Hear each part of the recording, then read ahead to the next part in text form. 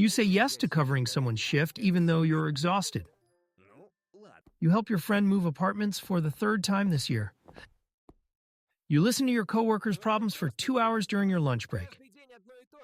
And when someone asks how you're doing, oh, I'm fine. But here's what you don't say. You're running on empty. You haven't had a real conversation about your problems in months. You feel guilty every time you even think about putting yourself first. If this sounds like you, you're not broken. You're not too nice. Your brain is operating exactly as it learned to during childhood. And today, we're going to understand why. Here's what's actually happening in your mind when you can't stop helping everyone else. Your brain treats helping others like oxygen. Think about it. When was the last time you felt genuinely good about yourself? I'm betting it was when you helped someone else. Your brain has been wired to believe that your worth equals your usefulness. No help given equals no value as a person. This isn't your fault. Somewhere along the way, probably before you were 7 years old, you learned that love is conditional. Maybe your parents only showed affection when you were good or helpful. Maybe you were the family mediator, keeping everyone happy while your own needs got ignored. Maybe you had a parent who was always stressed, always overwhelmed, and the only time you got positive attention was when you made their life easier. Your developing brain made a simple but devastating equation. Help others. Receive love. Don't help stir abandonment. And once that program gets installed, it runs automatically for decades. Your nervous system is stuck in permanent emergency mode. Here's the thing most people don't understand about people pleasers. You're not actually trying to be nice. You're trying to survive.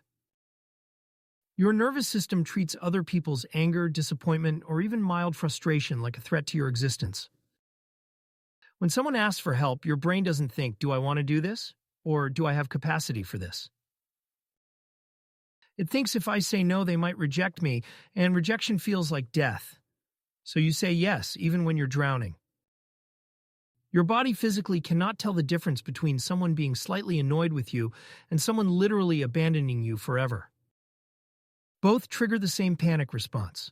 Both make your heart race, your stomach clench, your mind go blank with fear. You've become completely invisible to yourself. Let me paint you a picture. You know exactly how your friend likes their coffee. You remember everyone's birthdays.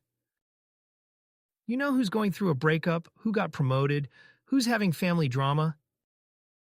But if someone asked you what you actually want for dinner tonight, you'd probably panic.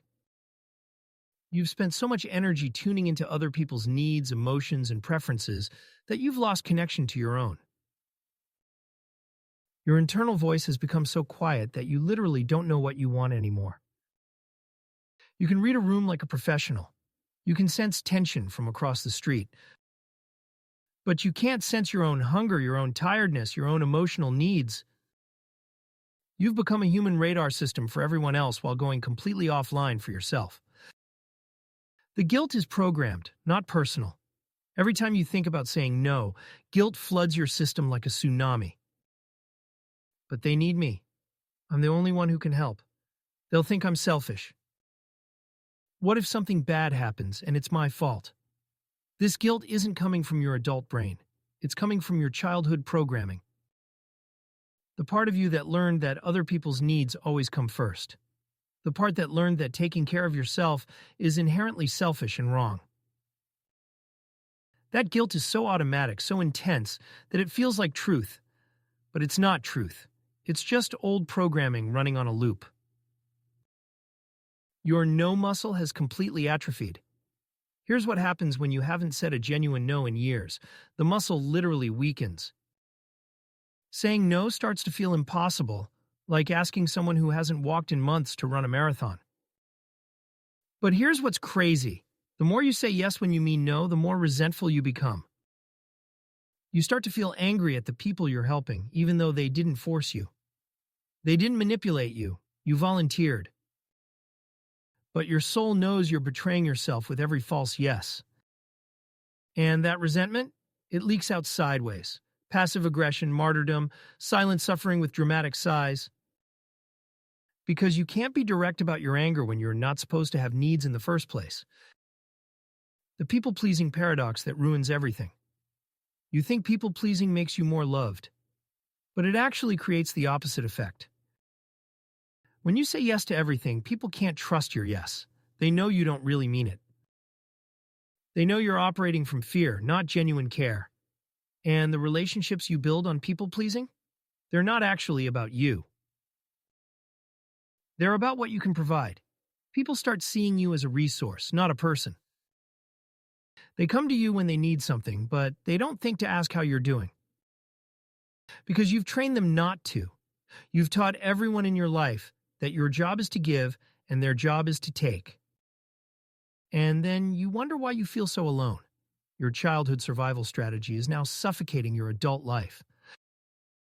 Maybe helping others kept you safe as a kid.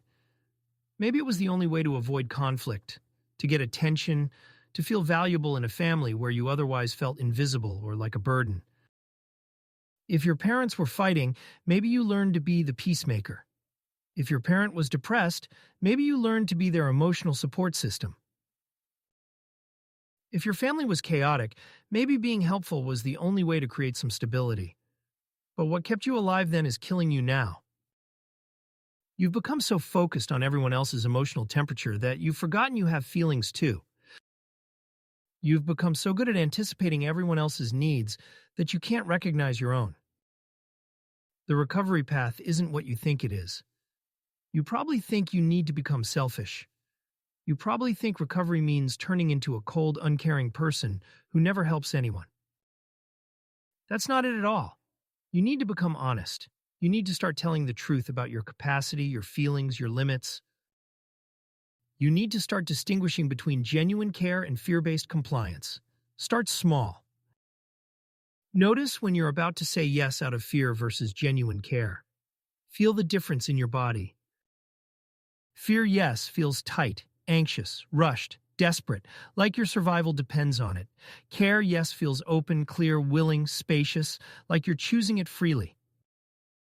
Practice saying, "Let me think about it," instead of automatic yes. Your brain will hate this at first. The guilt will be overwhelming. People might even get frustrated with you. This is normal. You're not doing anything wrong. You're just stopping doing something wrong. The withdrawal symptoms are real. When you start setting boundaries after years of people-pleasing, your body will rebel. You'll feel like you're being cruel.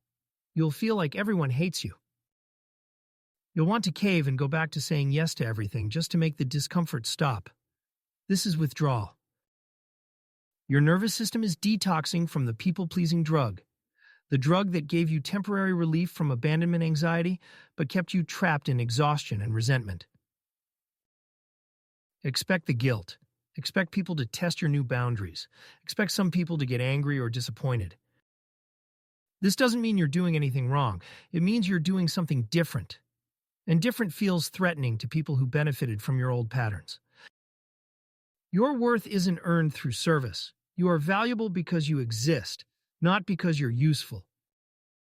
You deserve care, rest, attention, and help, not because you've earned it through years of good behavior, but because you're a human being. The people who truly love you, they want you to have boundaries. They want you to say no when you mean no. They want to know the real you, not the version of you that's always performing helpfulness and availability. Your job isn't to save everyone. Your job is to be honest about who you are and what you can give. Sometimes that's a lot. Sometimes that's very little. Both are perfectly okay. The world doesn't need another exhausted, resentful helper running on fumes.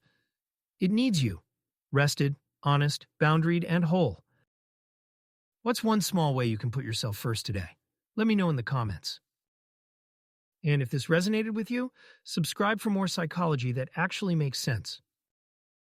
Next week, we're exploring why some people can't accept help even when they desperately need it.